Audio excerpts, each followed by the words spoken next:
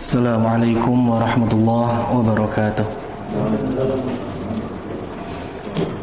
Alhamdulillah nasta'inuhu wa nastaghfiruh wa na'udzu billahi min shururi anfusina wa min sayyiati a'malina man yahdihillahu fala mudilla lahu wa man yudlil fala hadiya lahu. Ashhadu an la ilaha illallah wahdahu la syarika lahu wa ashhadu anna Muhammadan abduhu wa rasuluhu alladzi la nabiyya ba'dah. Wassalatu wassalamu ala Rasulillah wa ala alihi wa sahbihi wa mawalah. Ashhadu an la ilaha illallah wahdahu la syarika lahu wa ashhadu anna Muhammadan abduhu wa rasuluhu alladzi la nabiyya ba'dah. Faqad qala Allah ta'ala fil Qur'anil Karim, a'udzu billahi minasy syaithanir rajim. وَمَا خَلَقْتُ الْجِنَّ وَالْإِنسَ إِلَّا لِيَعْبُدُونِ. Shadaqallahul azim. Al-ayah. Amma ba'du, para jamaah sidang pengajian Masjid Mutiara yang berbahagia. Alhamdulillah, marilah kita sama-sama untuk bersyukur kepada Allah Subhanahu wa taala dengan menjadikan prioritas utama kehidupan kita untuk beribadah kepada Allah Subhanahu wa taala dengan tulus. Mudah-mudahan seluruh amal kebaikan yang telah kita kerjakan dan kita perbuat dijadikan oleh Allah Subhanahu wa taala sebagai amalan salihan mutaqabbalah. Amin ya Allah ya rabbal alamin. Para jamaah sekalian, berbicara mengenai nikmat Allah Subhanahu wa taala bahkan menantang kepada seluruh umat manusia. Kata Allah Subhanahu wa taala, wa in ta'uddu ni'matallah, jika kalian memang benar-benar ingin menghitung-hitung nikmat Allah Subhanahu wa taala, la tuhsuha, niscaya itu tidak akan terhitung. Betapapun kuat logika seorang manusia, betapapun jenius akal yang dimiliki seorang manusia, betapapun hebat perhitungan matematikanya, namun ketika menghitung nikmat Allah yang hanya ada dalam tubuhnya saja, niscaya dia tidak akan mampu untuk menghitungnya dengan rinci. Sebagai contoh kecil saja, makanan yang kita dapatkan, kita hanya tahu mungkin dari membelinya. Setelah itu mungkin ada yang memasaknya. Setelah itu kita memakannya. Tanpa kita pernah tahu mengenai proses makanan itu hadir di depan mata kita. Dari mana bulir-bulir beras itu berasal kalau tidak Allah menyempurnakannya? Dari mana air itu akan mengalir, melepas dahaga dalam kerongkongan kita, tenggorokan kita, apabila memang Allah menahannya. Betapapun banyak uang yang kita miliki untuk membeli beras contohkan, tapi ketika Allah menghendaki beras itu hilang, gagal panen di mana-mana, maka uang itu tidak akan berguna sama sekali. Kita tidak akan mendapatkan beras. Maka dari itu, bapak-bapak semua, petani itu dalam bahasa Arab itu mirip dengan kalimat seruan dalam azan, hayya 'alal falah. Itu kan seruan kepada kita mengajak, jazakumullah khair, syukran, kepada kita untuk menuju kepada kebahagiaan. Nah, petani itu dalam bahasa Arab disebut fallah dengan memakai tasydid di huruf lamnya, menandakan dia itu benar-benar orang yang sangat beruntung, orang-orang yang benar-benar mendapatkan kebahagiaan. Karena kerjaan petani itu benar-benar hanya menyandarkan kepada Allah Subhanahu wa taala dengan apa yang telah dia perbuat.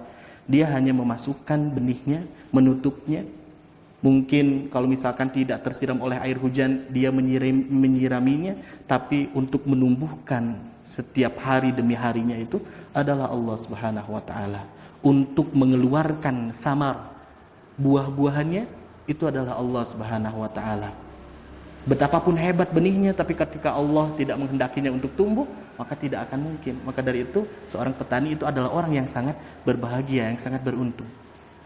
Para jamaah sekalian, maka dari itu kita itu ketika makan tuh hanya tahu di mulut saja. Roti yang ada di depan mata saya ini, ketika saya masukkan, kita hanya merasakan enak sampai ke lidah saja. Setelah ditelan, sudah selesai urusannya. Itu sudah menjadi urusan Allah Subhanahu wa taala. Apakah kita pernah merasakan makanan yang masuk ke kerongkongan kita lalu diserap oleh tubuh kita, masuk ke dalam usus, masuk ke dalam tempat-tempat pencernaan, kita tahu, oh udah sampai sini nih. Oh udah masuk ke usus besar nih. Oh udah masuk kemana? Kita tidak tahu. Seenak apapun yang dimasukkan ke dalam perut kita, apapun itu makanannya, keluarnya sama-sama juga seperti itu. Maka dari itu jangan terpesona oleh dunia. Jangan terpesona dan juga melupakan ikhtiar mencari jalan terbaik dalam berusaha mendapatkan harta untuk mengenyangkan perut, karena akhirnya hanya akan seperti itu saja. Maka dari itu jamaah sekalian, ini ada satu cerita. Ada seorang ustadz di perkampungan, dan ternyata di dekat masjidnya itu ada rumah seorang penduduk muslim yang namun ternyata subhanallah dia itu jauh dari agama, gak pernah ke masjid, gak pernah sholat, tapi KTP-nya Islam, mengakunya seorang muslim. Bahkan terkenal sekampung itu si orang ini nih buraong, baong, tukang main judi, main perempuan, dan hal-hal yang seluruhnya adalah suatu hal yang negatif. Hingga pada satu saat seorang ustadz ini sedang melaksanakan sholat dengan jamaahnya, berjamaah sholat. Dan ketika sholat diadakan, ternyata di samping masjid itu, di rumah seorang yang fasik ini, itu sedang mengadakan konser juga dengan nyanyi-nyanyi, bergitar-gitar, dan juga suara yang tidak terarah. Dan ketika didatangi oleh si ustadz itu, ternyata dia sedang mabuk, jamaah semua. Ketika dinasehati dan juga diberikan pengarahan oleh ustadz ini, tobat, udah tinggalkan hal itu, nanaunan, kasihan anak, kasihan istri, kamu seperti ini segala macam. Dia menjawab dengan satu perjawaban yang sangat tegas, dan itu menutup semua komunikasi dan juga obrolan antara ustadz dengan dirinya. Dia menjawab dengan satu kata, hirup aing kumaha aing. Hidup saya bagaimana saya. Dia berkata seperti itu. Dia tidak mau diatur oleh agama, dia tidak mau diatur oleh sentuhan hidayah Allah Subhanahu wa taala. Hingga pada saatnya ustadz itu berkata, ya udah, kalau memang seperti itu silahkan saja. Dan qadarullah jamaah sekalian, beberapa pekan kemudian ternyata dia sedang melakukan satu perjalanan, membonceng anaknya menggunakan sepeda motor, dan di jalan terjadi musibah tabrakan, jedar. Jatuhlah dirinya, jatuh anaknya, dan ternyata nasib berkata lain kepada seorang anaknya ini, ternyata anaknya meninggal. Anaknya meninggal. Setelah itu, setelah dipulangkan ke rumahnya, hingga akhirnya si orang fasik tadi mencari-cari ustadz kampung itu. Dan dia merengek-rengek, meminta-minta kepada seorang ustadz itu, pang urusankeun putra abdi, pang ibakaankeun abdi teu tiasa, pang nyolatkeun da abdi mah teu ngartos, kumaha pang mulasarankeun, panguruskeun jenazah putra abdi, sambil merengek-rengek, menangis-nangis. Yang sebelumnya dia mengatakan kepada ustadz itu, hirup aing kumaha aing, hidup saya bagaimana saya. Tapi akhirnya ada kenyataannya, ada satu titik balik yang dia itu akan memerlukan sentuhan-sentuhan agama mengenai syariat Islam, tentunya berhubungan dengan seorang ulama ataupun ustadz tadi. Dan untung jamaah sekalian, ustadznya itu tidak menjawab hirupannya kumaha maneh sok pepek. Tidak seperti itu. Alhamdulillah. Nah, ini adalah satu gambaran kepada kita bahwasanya dalam arti kita harus senantiasa untuk meyakini bahwasanya kita itu fakir ilallah. Kita itu sangat butuh kepada Allah Subhanahu wa taala. Kita itu sangat butuh kepada Allah Subhanahu wa taala. Baiklah para jamaah sekalian, kita masuk kepada kajian kita pada malam kali ini, yaitu mengenai tauhid. Dan kemarin sudah kita pelajari bersama, sudah kita coba telaah bersama mengenai ancaman yang begitu keras kepada para pelaku syirik akbar, yang mereka itu pertama tidak akan mendapatkan ampunan dari Allah Subhanahu wa taala selama mereka tidak bertaubat ketika hidupnya. Dan yang kedua, ditutuplah pintu surga dan dikekalkannya mereka dalam neraka. Dan yang terakhir, ini yang cukup mengerikan juga, seluruh amalan-amalannya akan dihapuskan oleh Allah Subhanahu wa taala, sebanyak apapun ibadah yang telah dia kerjakan. Dan ketika dia mati dengan membawa syirik akbar itu, maka dia akan terhapuskan seluruh amalan ibadah ketika dia hidup. Na'udzubillahi min dzalik. Oke, para jamaah sekalian, Allah Subhanahu wa taala memberikan tujuan, mengarahkan tujuan seorang manusia bahkan jin di dalam surat Az-Zariyat itu untuk beribadah kepada Allah Subhanahu wa taala. A'udzubillahi minasyaitonirrajim wa ma khalaqtul jinna wal insa illa liya'buduni. Insyaallah semuanya sudah pada hafal. Dan ternyata ada seorang mufassir yang menafsirkan kata liya'buduni itu dengan liwahiduni, beribadah kepada diriku, kepada Allah Subhanahu wa taala disamakan dengan liwahiduni, yaitu dengan mengesahkan, mentauhidkan aku, mentauhidkan Allah Subhanahu wa taala. Dan tauhid ini jamaah sekalian adalah menjadi poros dan juga pokok ajaran seluruh nabi dan rasul-rasul yang dikirimkan oleh Allah Subhanahu wa taala untuk mengatur kehidupan manusia di dunia ini. Dari awal Nabi Adam sampai dengan Nabi Muhammad, seluruhnya dakwahnya tentang tauhid. Sebagaimana Allah Subhanahu wa taala nyatakan dalam surat An-Nahl ayat 36. A'udzubillahi minasyaitonirrajim. Wa laqad ba'atsna fi kulli ummatin rasulan. Dan sungguh telah kami utus fi kulli ummah, pada setiap umat-umat itu rasulan, seorang utusan, rasul. Ani'budullaha wajtanibut taghut. Intinya hanya itu. Ani'budullah pertama adalah untuk beribadah kepada Allah Subhanahu wa taala, dan yang kedua wajtanibut taghut, dan juga menjauhi untuk syirik kepada Allah dengan mengibadahi kepada taghut. Intinya adalah beribadah kepada Allah, menjauhi diri kita kepada taghut. Para jamaah sekalian, at-taghut di sini ada ulama yang menafsirkan bahwasanya taghut itu adalah sembahan yang disembah oleh manusia, apapun itu, atas dasar keagungan dan juga kecintaan. Atas dasar pengagungan seseorang itu terhadap zat itu, terhadap segala sesuatu apapun yang dia ibadahi terhadap zat itu, dengan dasar pengagungan dan juga kecintaan. Itu adalah arti dari taghut. Dan juga dalam surat Al-Anbiya Allah Subhanahu wa taala menyatakan dengan tegas, "Wa ma arsalna min qablika," dan tidaklah kami mengutus min qablika, dari sebelum engkau wahai Muhammad, min rasul, dari rasul-rasul kami, illa nuhi ilaihi annahu la ilaha illa ana fa'budni. Yang diwahyukan kepada seluruh rasul dan nabi itu adalah apa? La ilaha illa ana.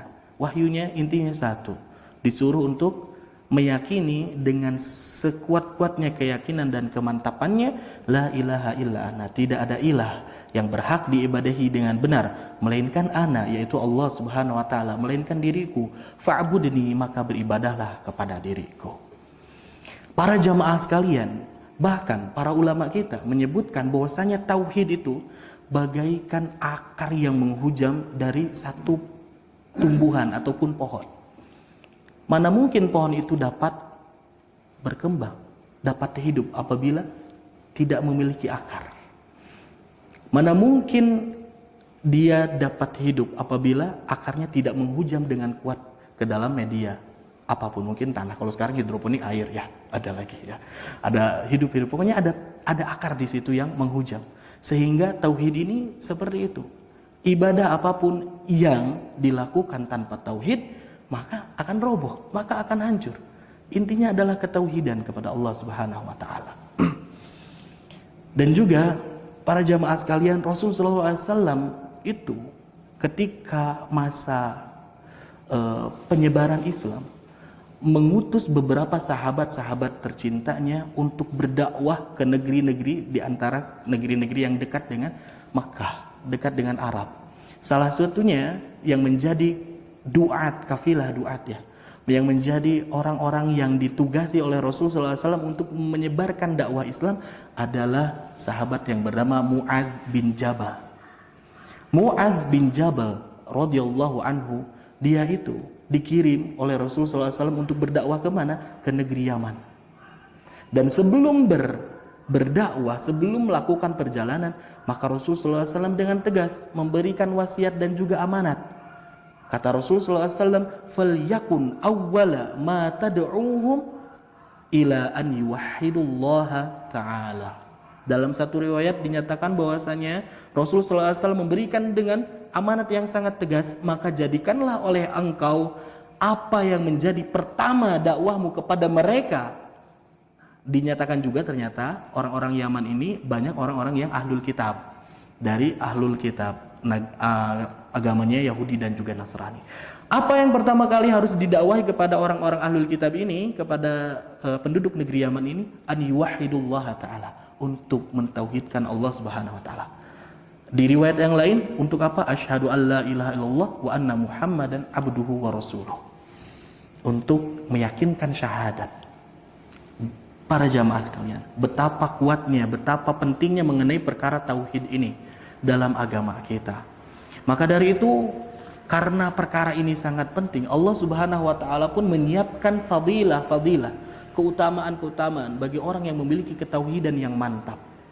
Kemarin mah ancaman bagi yang pelaku syirik, sekarang ada juga janji-janji Allah bagi muwahhid yang mereka memiliki ketauhidan yang lurus kepada Allah Subhanahu wa taala.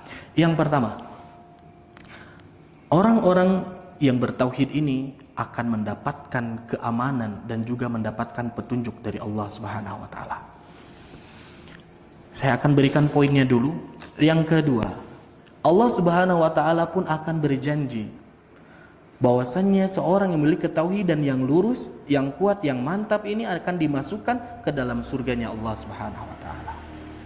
Dan yang ketiga, Allah pun akan mengharamkan bagi dirinya neraka. Dan yang keempat, Allah akan memberikan ampunan terhadap dosa-dosanya, walaupun dosanya sebesar bumi dan isinya. Dan Allah akan berikan ampunannya pun sebesar itu pula. Itu adalah keempat poin yang sangat mendasar mengenai fadilah keutamaan bagi orang yang memiliki ketauhidan yang lurus kepada Allah Subhanahu wa taala, dan mudah-mudahan kita termasuk ke dalamnya. Saya akan tuliskan poin-poinnya jamaah sekalian. Ini saya dapatkan dari kitab Al-Qaulul Mufid ala Syarhi Kitab Tauhid yang disusun oleh Syekh Utsaimin. Yang pertama dari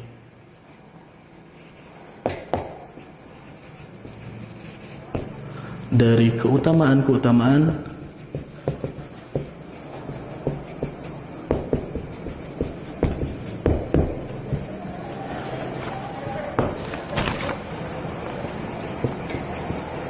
mendapatkan keamanan,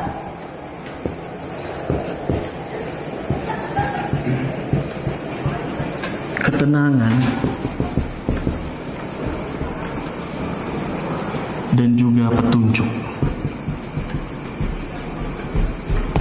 Ini berdasarkan apa yang Allah Subhanahu wa taala firmankan di dalam surat Al-An'am ayat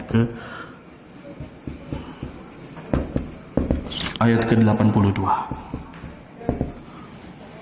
Apa kata Allah Subhanahu wa taala? Alladzina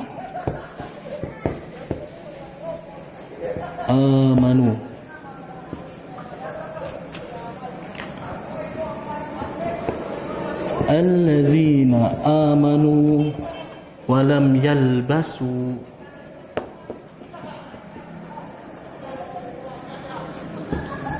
imanahum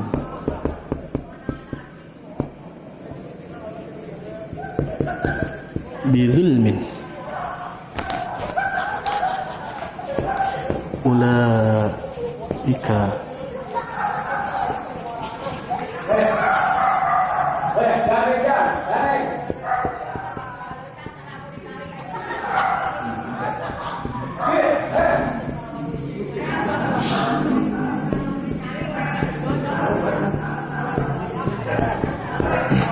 Para jamaah sekalian, di dalam firman Allah Subhanahu wa taala di dalam surat Al-An'am ayat ke-82, Allah Subhanahu wa taala berfirman, a'udzubillahi minasyaitonirrajim, alladzina amanu, adalah orang-orang yang beriman. Walam yalbasu, pertama poinnya adalah orang yang beriman. Yang kedua poinnya walam yalbasu imanahum bidzulmin, tidak mencampur adukan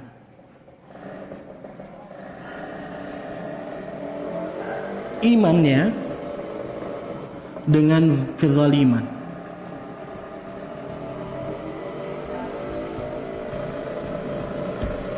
Nah, ini adalah poinnya. Apa balasannya? Ulaika lahumul amnu wa hum muhtadun. dia itu akan mendapatkan al-amnu, keamanan. Ada yang mengartikan juga ini ketenangan. Wahum muhtadun, dan mereka itu mendapatkan petunjuk, mendapatkan hidayah. Para jamaah sekalian, ketika Allah Subhanahu wa taala menurunkan ayat ini dalam surat Al-An'am ayat ke-82, ternyata kebanyakan bahkan seluruh dari sahabat ketika mendengarkan ayat ini mereka seakan-akan lemas, seakan-akan tidak bergairah, pucat wajah mereka. Kenapa bisa seperti itu? Terasa sangat berat sekali untuk menjalankan apa yang Allah firmankan di dalam ayat tersebut. Orang yang beriman dan tidak mencampur adukan keimanannya dengan kezaliman, mencampur adukan iman dengan zalim, maka para sahabat menyatakan, ayyuna lam yadlim nafsah. Ya Rasul sallallahu alaihi wasallam, lantas siapa sih di antara kami yang tidak pernah berlaku zalim kepada diri kami, sehingga itu kami tidak akan mungkin dapat melakukan apa yang telah Allah gariskan di dalam ayatnya. Bagaimana mungkin keamanan dan juga hidayah itu akan datang kepada kami, sedangkan kami itu berlaku zalim kepada diri kami. Itu adalah ungkapan dan juga respon dari para sahabat mengenai ayat ini. Saking beratnya untuk dijalankan, saking dirasa sangat berat untuk diamalkan. Maka Rasulullah SAW pun menjawab, laisa kama tazunnun, tenang saja. Ini ayat ini itu tidak sebagaimana apa yang telah engkau sangkakan itu. Innama huwa asyirku. Kata zalim di sini, kata Rasul sallallahu alaihi wasallam, huwa asyirku. Yang dimaksudkan jangan mencampur adukan keimanan dengan zalim, itu adalah maksudnya jangan campurkan iman kalian dengan syirik, mempersekutukan Allah Subhanahu wa taala. Barulah ketika mendapatkan penjelasan itu para sahabat merasa tenang dengan turunnya ayat tersebut. Para jamaah sekalian, selanjutnya Rasulullah SAW memberikan satu penjelasan. Apakah kalian tidak pernah mendengarkan seorang Luqman yang hakim berbicara kepada anaknya, ya bunayya la tusyrik billah, inna syirka la zulmun azim. Di sini Allah Subhanahu wa taala memberikan wahyunya dengan sesungguhnya syirik itu, wahai anakku, kata Luqman, jangan sekali-kali engkau mempersekutukan Allah Subhanahu wa taala, karena inna syirka, perbuatan syirik itu, la zulmun azim. Di sini disebut dengan kata zalim. Adalah kezaliman yang sangat besar, kata Allah Subhanahu wa taala. Disitulah baru para sahabat itu merasa tenang. Nah, para jamaah sekalian, arti dari zalim itu sendiri, zalim pada hakikatnya diberikan arti oleh para ulama itu menyebutkan adalah menempatkan sesuatu bukan pada tempatnya. Kalaulah misalkan saya menghapus coretan yang ada di dinding dengan cara menghapusnya seperti ini, itu adalah suatu tindakan yang zalim. Saya menggunakan pakaian untuk tidur dipakai untuk sholat, itu zalim. Bisa jadi seperti itu, karena hakikatnya zalim itu adalah tindakan sesuatu, menyimpan sesuatu, menempatkan bukan pada tempatnya. Sedangkan kebalikan zalim itu sendiri adalah adil. Adil itu apa? Adil itu dapat menempatkan sesuatu pada tempatnya. Kenapa kesyirikan disebut dengan zalim? Karena dia sudah menempatkan sesuatu yang lain di tempatnya Allah Subhanahu wa taala. Karena dia sudah menjadikan sesuatu yang lain memiliki kedudukan sebagaimana Allah Subhanahu wa taala. Karena dia menempatkan Allah bukan pada tempatnya, maka dari itu syirik disebutkan dengan ungkapan zalim. Disitulah para jamaah sekalian, dan juga para ulama kita menyebutkan bahwasannya zalim itu terbagi menjadi 3 kategori. Az-zulm itu terbagi menjadi 3 kategori. Pertama, kezaliman kepada Allah Subhanahu wa taala. Dan kezaliman yang paling besar ini adalah kezaliman kepada Allah dengan bertindak syirik. Dengan syirik. baik syirik besar ataupun syirik kecil.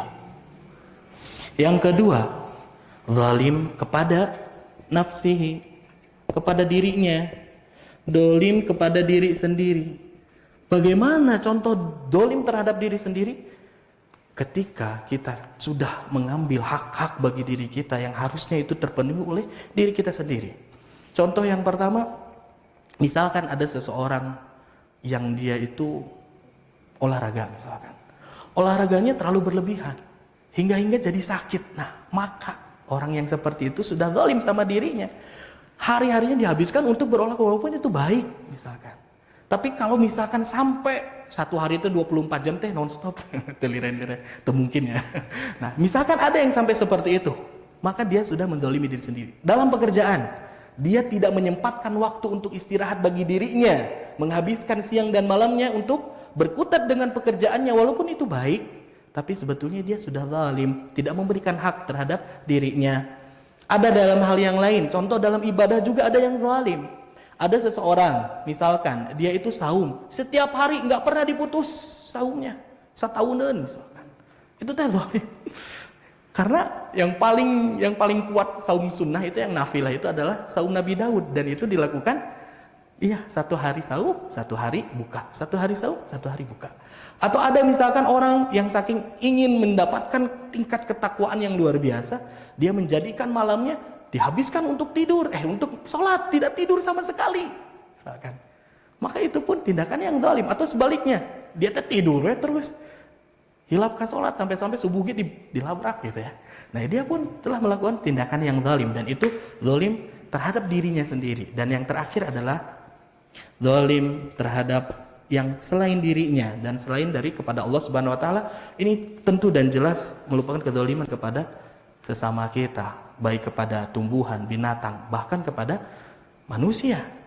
Menganiaya manusia, merampas haknya, membuat kebijakan yang tidak pas misalkan ya, sampai memberikan kemudaratan kepada masyarakat secara luas misalkan. Itu adalah tindakan kezaliman. Ataupun memukul sampai dengan membunuh, itu pun adalah kezaliman yang terjadi ghairah. Dan yang dimaksud dalam ayat ini, Rasulullah SAW itu adalah maksudnya dengan syirik. Tapi para ulama pun menyebutkan, selama masih ada zalim, baik zalim kepada Allah terhadap diri ataupun terhadap yang lainnya, maka keamanan itu, keamanan ini tidak akan didapatkan. Ketenangan itu susah untuk didapatkan. Pada dasarnya jamaah sekalian, seorang yang beriman itu, ketika dia bermaksiat, melakukan sesuatu yang salah, itu pasti tidak akan tenang. Sok, kalau kita berani tanya kepada pencuri misalkan, penjamret, ketika ditanya saya sering lihat di berita, saya hilaf, saya menyesal, saya tidak mau melakukan hal itu sebenarnya cuman karena kebutuhan, karena tertuntut ekonomi, karena paksaan. Jadi sebetulnya gitu. Dan ketika telah melakukan sesuatu kezaliman, dia tidak akan merasakan tenang. Kita sudah berbohong, kak istri misalkan, dari mana lama-lama pulang segala macam, udah ada rapat di masjid, padahal udah ngeluyur dulu cari makan misalkan ya. Itu sampai tidur susah buat tenang aduh gimana tadi ya. Kadang-kadang seperti itu jamaah sekalian. Maka untuk mendapatkan ketenangan itu minimalisir kezaliman. Dan yang kedua itu mengenai muhtadun atau hidayah. Apa sih bentuk hidayah yang Allah akan berikan kepada orang yang dia itu tidak mencampur adukan keimanan dan juga terhadap kesyirikan yang ada dalam hatinya? Maka para ulama menyebutkan, yang pertama, kalau orang yang sudah bisa membersihkan hati dan keimanannya untuk tidak syirik kepada Allah, untuk tidak zalim, maka dia akan diberikan petunjuk. Petunjuk di sini diberikan dalam dua bagian. Pertama, petunjuk untuk mendapatkan ilmu. Ilmu apa? Ilmu syariat. Syariat agama. Dan yang kedua, Allah pun akan mempermudahnya untuk beramal. Amal apa? Amal mengenai syariat agama itu sendiri. Maka orang yang seperti itu mendapatkan ketenangan jiwanya, mendapatkan keamanan jiwanya, dan juga dia mendapatkan petunjuk dari Allah Subhanahu wa taala untuk apa? Untuk memperoleh ilmu agama. Maka dari itu di sini disebutnya kalau misalkan petunjuk itu berupa ilmu, itu disebut hidayatul irsyad. Berupa arahan dari Allah Subhanahu wa taala berdasarkan ilmu agama. Nah, kalau misalkan kemudahan kita untuk melaksanakan amal ibadah, karena kita tahu bahwasanya apa yang kita kerjakan itu berdasarkan hidayah dari Allah Subhanahu wa taala, tentang keimanan dan juga ketakwaan, salat kita itu atas petunjuk dari Allah Subhanahu wa taala. Ini disebut dengan, kita sering dengar dengan hidayatu at-taufik. Anu ngagarenteskeun, anu ngagampilkeun kaki tangan ini untuk datang ke masjid, salat, apapun itu ibadah, itu disebut dengan taufik. Makanya kita selalu meminta kepada Allah dengan mudah-mudahan kita mendapatkan taufik dari Allah. Nah, ini adalah untuk dipermudah dalam amal. Para jamaah sekalian, dan juga para ulama menyatakan keamanan di sini, lupa tadi, keamanan di sini Allah Subhanahu wa taala akan berikan keamanan di dunia. Hidupnya jadi tenang, hidupnya jadi tentram, nyaman hidupnya. Dan juga ketika dia sudah mati dan meninggal di akhirat pun dia akan mendapatkan ketenangan. Atas dasar apa? Keimanannya mantap, karena tidak dicampur adukan dengan kesyirikan, karena tidak dicampur adukan dengan kezaliman. Dan orang-orang yang bertindak syirik, dia di dunia mungkin bisa menutupi ketakutannya itu, tapi ketika di akhirat sudah tidak ada lagi yang mampu untuk menutupi ketakutannya itu, sehingga dia tidak akan merasakan ketenangan, keamanan dalam kehidupan di akhiratnya. Na'udzubillah min dzalik. Tanya dulu Pak. Boleh. Pendalaman ini tadi zalim itu adalah sebagian syirik kecil kayak. Sebagian syirik kecil gimana Pak? Zalim itu Allah Subhanahu wa taala maksudkan dan artikan untuk syirik besar. Syirik besar. Ya, syirik besar. Ini enggak, soalnya selama ini pengertian saya zalim itu orang-orang yang benar-benar musyrik gitu Pak ya. Selama ini ya orang pokoknya selain Allah dia udah musyrik gitu Pak ya. Nah, ini saya baru juga mendengar bahwa zalim itu ada untuk manusia, dapat dikategorikan sebagai musyrik gitu, syirik gitu. Nah ini gimana ininya gitu Pak? Karena Allah Subhanahu wa taala sendiri yang menyatakan inna syirka la dzulmun adzim. Allah sendiri yang menyatakan bahwasanya syirik itu adalah zalim. Zalimnya tingkatan yang paling besar. Azim, itu yang paling besar. Yang sungguh amat besar. Nah, jadi kadang-kadang memang seperti itu.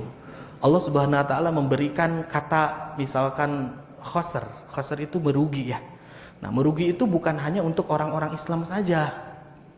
Dalam arti yang mereka itu dalam tindakan ibadahnya tidak sempurna. Tapi untuk orang-orang yang kafir, orang-orang musyrik pun dikategorikan oleh Allah Subhanahu wa taala sebagai orang-orang yang khasir, orang-orang yang merugi juga. Nah, maka dari itu pentingnya kita membaca tafsir itu di situ. Makna khasir ini teh ditujukan kepada siapa? Nah, makna an'amta alaihim contohnya saja ya. An'amta alaihim, yang telah engkau beri nikmat atas mereka. Siapa sih yang maksud Allah telah beri nikmat? Dan kita juga udah diberi nikmat.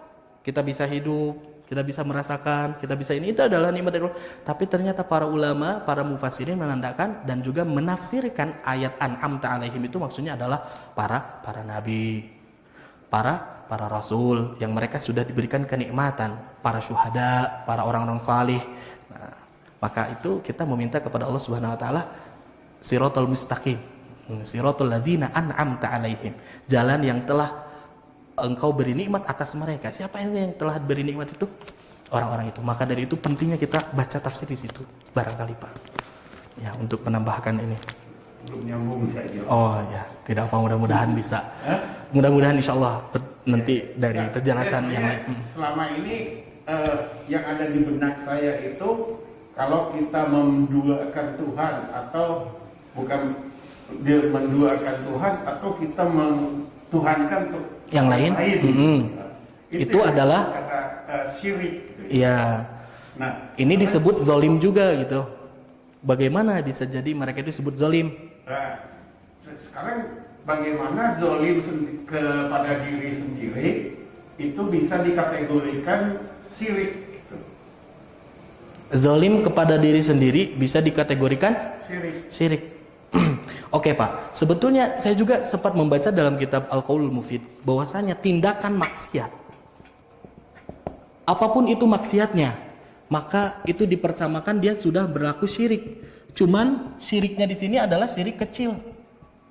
Contoh, ada orang yang tidak mau sholat, dia maksiat sama Allah Subhanahu Wa Taala. Tidak mau sholat, maka dia itu dijatuhi oleh para ulama itu sebut dengan mereka itu masuk ke dalam tindakan syirik kecil. Karena apa? Dia itu lebih mengikuti hawa nafsunya dibandingkan mengikuti apa yang Allah sudah atur. Maka dari itu para ulama pun menyebutkan bahwasanya maksiat apapun, termasuk yang tadi ya, zalim terhadap diri sendiri atau zalim kepada yang lain, itu bisa masuk ke dalam kategori syirik, tapi syiriknya syirik kecil. Karena dia kalah melawan egonya, kalah melawan dirinya. Kalau benar-benar dia memiliki tauhid yang kuat sama Allah Subhanahu Wa Taala, pasti dia tidak akan bermaksiat gitu. Kenapa dia bisa maksiat? Kenapa dia bisa melenceng? Karena dia lebih mengikuti apa yang menjadi keinginannya, bukan mengikuti apa yang diridhoi oleh Allah Subhanahu Wa Taala. Orang zalim itu sebenarnya mengikuti, bisa jadi seperti itu. ya, Hawa nafsu logikanya ya. Betul. Kita ketika jadi pada saat itu kita sudah menduakan gitu ya. Allah memerintahkan ini. Iya, mengenyampingkan Allah. Ya, Iya. Kita ini gitu Pak ya. Ambil ya. Nah, sekarang ada lagi ini Pak. Ini soalnya syirik ini kan kata orang itu sebagai semut hitam di atas batu hitam di malam kelam dan hujan dilihat pakai kacamata hitam gitu Pak ya. Iya, iya. Saya perlu contoh-contoh yang lebih ini Pak. Sebab nggak bisa dilihat gitu. Kalau saya nggak bisa melihat bahwa syirik pada saat kita zalim pada orang, pada lain, kita udah dikategorikan syirik. Karena di sana kita tidak mengikuti perintah Allah. Nah, itu dia. Ini yang dimaksud oleh para ulama itu. Cuman masuknya ke dalam syirik kategori yang kecil. Karena dia tidak mengibadahi terhadap itu gitu. Walaupun mungkin dia mengikuti hawa nafsunya, dia nggak mau sholat, tapi sebetulnya dia tidak mengibadahi terhadap hawa nafsunya, tetap dia beribadah kepada Allah Subhanahu Wa Taala secara penuh. Pada saat itu dia beribadah kepada dirinya kan, orang yang tidak mau sholat itu kan, kalau beribadah kepada hawa nafsunya gitu ya. Mengikuti hawa nafsunya. Kalau misalkan memang sampai beribadah, itu ada, kalau menurut saya kefakiran saya. Pertama. Ya, bisa jadi dia lebih mengikuti terhadap hawa nafsunya dibandingkan petunjuk dari Allah Subhanahu Wa Taala mengenai apa yang diridhoinya. Allahu a'lam bishawab. Ya, barangkali itu Pak. Nanti kita bisa lanjutkan. Ya, boleh? Saya kan juga gereja, misalnya lihat toko-toko patung kuno. Itu dikatakan syirik nggak kalau saya misalnya cuma internet terus main ke sengaja itu main yang ada yang banyak orang-orang syirik. Oh iya. Itu tergantung syirik nggak? Enggak. Contohnya misalkan kita ngelewat di gereja ya. Gereja ada patungnya di luar misalkan. Kita lihat doang, ya nggak jadi apa-apa. Nggak jadi apa-apa insya Allah. Kan itu main itu game-game yang Yunani kuno itu. Oh iya. Terus kan ada orang yang nyumbang-nyumbang itu gitu. Lebih baik dihindari game-game yang seperti itu karena memberikan pendidikan dan juga edukasi sesuatu yang salah. Ya, misalkan buat dia jadi kuat, misalkan harus nyembah-nyembah dulu ke patung-patung. Nah, lebih baik dihindari. Ya, seperti itu. Allahu a'lam bishawab. Penginten baru satu. Fadilahnya baru satu. Insyaallah nanti kita akan lanjutkan di. Boleh Pak. Kalau nggak salah juga ini tahu hadis tahu benar. Kalau kita antara makan dan sholat, kadang-kadang Rasulullah itu selesaikan dulu makannya gitu. Makan yang seperti apanya dulu Pak? Karena kalau misalkan makannya masih banyak dan dirasa itu akan menghabiskan waktu dan menghabiskan waktu sholat, tinggalkan. Yang dimaksud oleh Rasulullah SAW habiskan dulu itu apa yang ada dalam mulut. Oh gitu. Iya, misalkan kita tuh lagi ngahuap bala-bala, komat, ya, misalkan. Udah, ini mah telan makan. Yang ini mah disimpan dulu, langsung wudhu. Itu yang dimaksudnya Pak. Jadi Rasulullah SAW itu sampai seperti itunya gitu ya, memberikan pembelajaran kepada kita. Jadi bukan berarti misalkan kita baru start mau makan keburu adan, saepkeun heula we gitu ya. Nah kalau yang dimaksud dari hadis itu adalah ketika sudah kita masukkan makanan itu ke mulut kita, maka jangan dikeluarkan deui gitu. Udah masukkan saja, set, langsung baru kita laksanakan sholat. Allahu a'lam bishawab. Ya. Dulu hadisnya sama-sama. Betul, memang itu salah satu hadis, betul. Iya, iya, dalam hadis. Oke, barangkali itu yang dapat saya sampaikan. Mudah-mudahan ada manfaatnya. Mohon maaf atas segala kesalahan dan kekurangan. Kita tutup dengan bacaan hamdalah bersama-sama. Alhamdulillahirabbil alamin, dan juga doa kifaratul majlis. Subhanakallahumma bihamdika asyhadu an la ilaha illa anta astaghfiruka wa atubu ilaik. Wassalamualaikum warahmatullahi wabarakatuh.